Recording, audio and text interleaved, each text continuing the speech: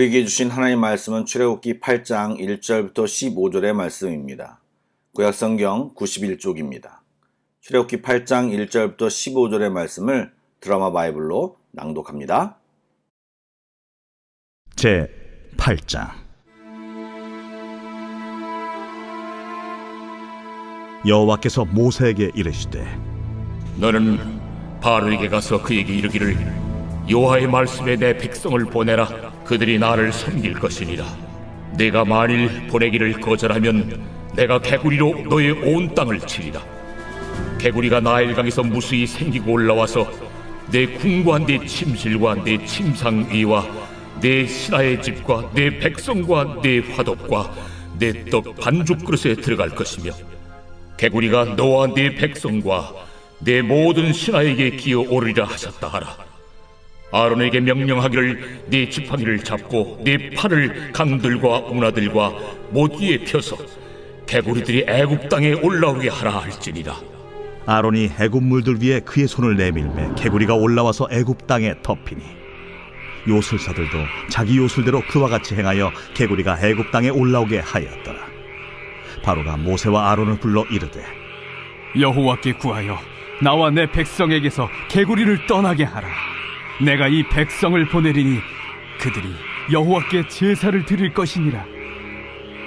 내가 왕과 왕의 신하와 왕의 백성을 위하여 이 개구리를 왕과 왕궁에서 끊어 나일 강에만 있도록 언제 간구하는 것이 좋을는지 내게 분부하소서. 내일이니라. 왕의 말씀대로 하여 왕에게 우리 하나님 여호와와 같은 이가 없는 줄을 알게 하리니, 개구리가 왕과 왕궁과 왕의 신하와 왕의 백성을 떠나서 나일 강에만 있으리이다. 모세와 아론이 바로를 떠나 나가서 바로에게 내리신 개구리에 대하여 모세가 여호와께 간구하매 여호와께서 모세의 말대로 하시니, 개구리가 집과 마당과 밭에서부터 나와서 죽은지라. 사람들이 모아 무더기로 쌓으니 땅에서 악취가 나더라. 그러나 바로가 숨을 쉴 수 있게 됨을 보았을 때에 그의 마음을 완강하게 하여 그들의 말을 듣지 아니하였으니 여호와께서 말씀하신 것과 같더라. 평안히 주무셨습니까? 좋은 아침입니다. 이 아침에도 우리들의 묵상이 주께 연락되며 하나님의 은혜로 풍성한 아침이 되기를 소망합니다. 아멘. 나일강이 피로 변화했던 첫 번째 재앙은 7장 25절에 말한 것처럼 7일 동안 진행되었습니다. 성경에서 7이라는 숫자는 완전수입니다. 즉 7일은 궁극적으로 애굽 사람들이 그토록 신성시하였던 나일강과 그 나일강을 수호한다고 믿었던 신들의 허무함과 더불어 전능하신 하나님의 위대하심을 충분히 나타내 보이기 위한 기간이라고 할 수 있습니다. 그러나 그런 첫 번째 재앙을 경험했음에도 불구하고 마음이 완악한 바로가 모세와 아론의 말을 듣지 않고 이제 두 번째 재앙이 선포됩니다.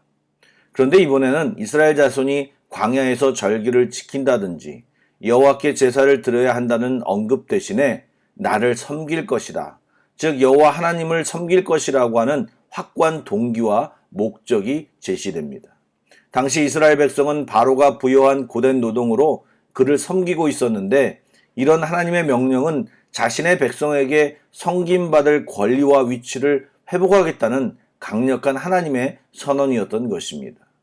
그리고 이 명령을 듣지 않고 거절하면 어떻게 하실지를 직접적으로 경고하십니다.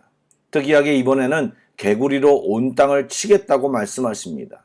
사실 나일강이 피로 변하고 물고기가 죽고 마실 물이 없는 것이 첫 번째 재앙의 골자였다면, 두 번째 재앙은 역으로 강에서 개구리가 무추로 올라와 온 땅을 뒤덮어 침실과 침상은 물론 화덕과 반죽 그릇에까지 가득 차는 재앙입니다. 창조주 하나님의 주권을 인정하지 않은 애굽 땅에 피조 세계의 질서와 균형이 깨어져 피조물이 고유의 경계의 영역을 넘어 애굽 사람들을 위협하는 일이 벌어진다는 의미인 것입니다. 그런데 하필 왜 개구리일까요? 혹시 시간이 있으시면 네이버나 구글에 헤케트, 영문으로는 HEKET나 HEQET로 검색해 보시면 개구리 머리 모양을 한 여신의 모습을 보실 수 있을 것입니다. 개구리가 알을 많이 낳는 것과 연관되어 다산과 풍요의 여신으로 애굽 사람의 숭배의 대상이었습니다. 즉 천지만물의 경계를 설정하고 질서와 균형을 유지하도록 주관하는 존재는 헷켓도 바로도 아니고 여호와 하나님이심을 보여주고 있는 것입니다. 그 선언적인 선포는 모세의 지시에 따른 아론의 지팡이를 들고 손을 애굽의 물 위에 펴서 개구리들이 온 땅에 덮이게 함으로 확인되었습니다. 성경을 얼핏 보면 바로의 요술사도 그런 능력이 있는 것처럼 보여줍니다. 그들도 요술로 개구리를 땅으로 올라오게 할 수 있었기 때문입니다. 그런데 바로는 모세와 아론을 부릅니다. 그리고 백성들을 보내줄 테니 여호와께 제사를 드리라고 말합니다. 왜 그렇습니까? 요술사들이 비슷한 능력을 보일 수는 있었지만 개구리를 되돌리거나 다시 원상처럼 만들 수 없었기에 바로가 항복을 한 것입니다. 사랑하는 여러분, 하나님이 하고자 하시면 심판을 피할 방법도 피할 사람도 없습니다. 하나님의 심판은 절대적인 것이고 심판을 피할 유일한 방법은 그 말씀에 순종하는 것뿐입니다. 세상에서 간혹 새롭고 기발한 지식으로 사람의 눈과 마음을 사로잡기는 하지만 그 역시도 분명한 한계가 있는 인간의 재주입니다. 그러나 하나님이 하시는 일은 누구도 저항할 수 없는 완벽한 권능인 것입니다.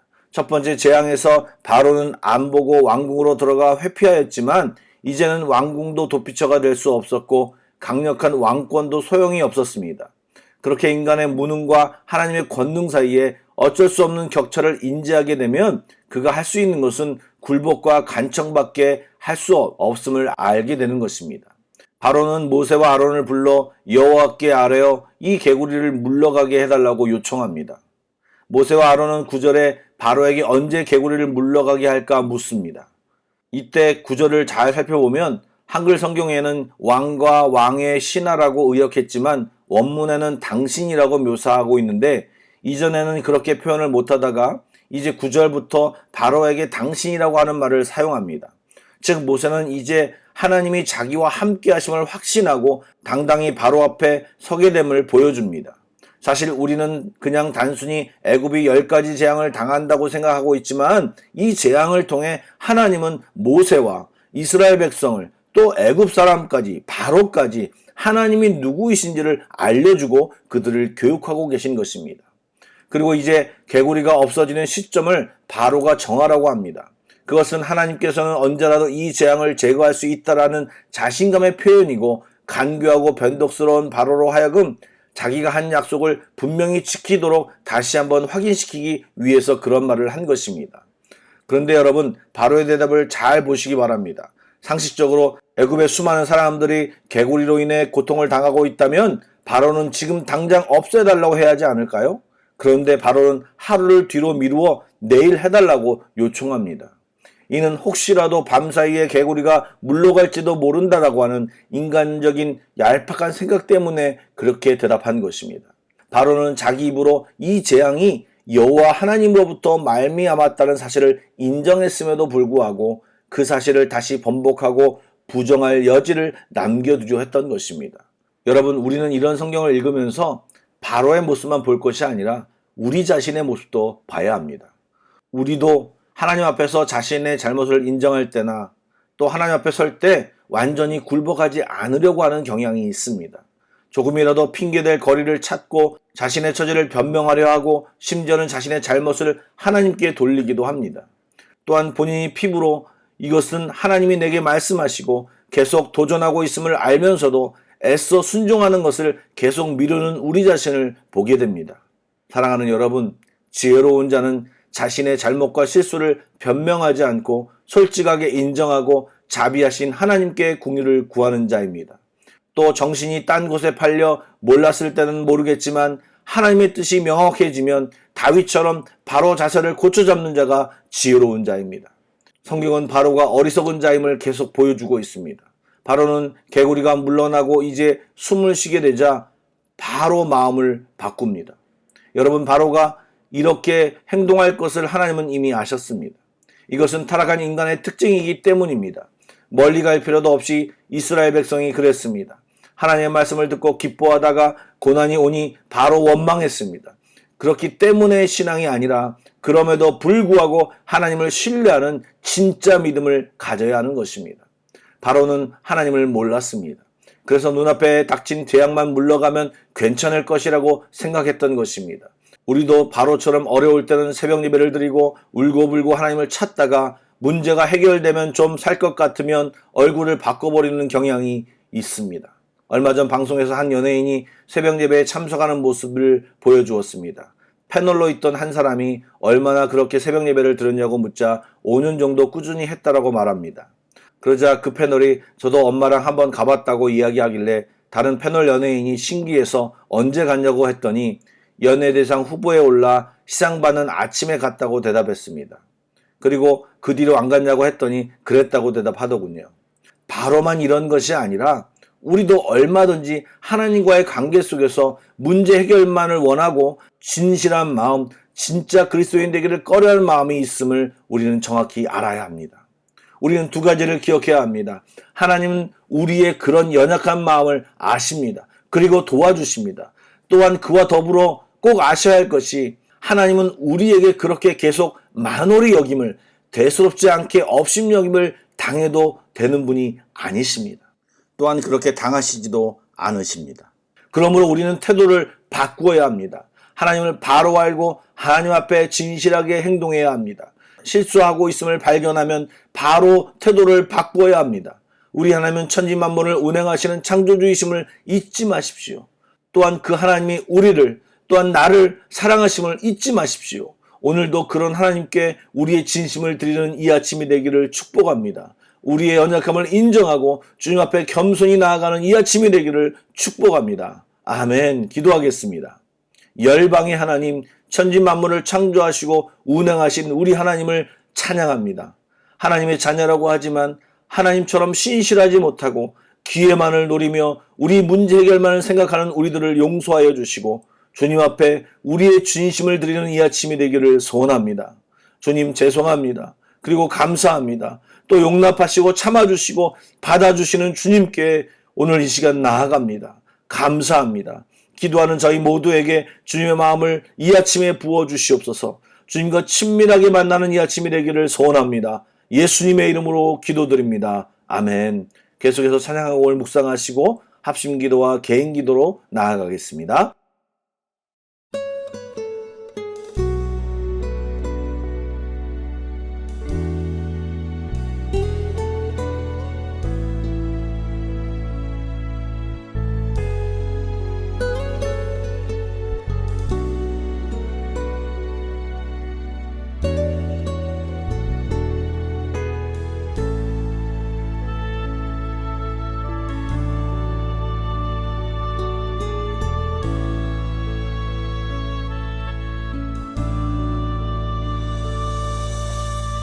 주님 보좌 앞에 나아가 참된 안식과 기쁨 나누리겠네. 경배하며 주의 얼굴 구할 때 신실하신 주님 찬양해. 기도 들으시는 하나님, 폭풍 속에 내 등불 내 노래시라. 주의 날개 아래서 내 맘 쉬리니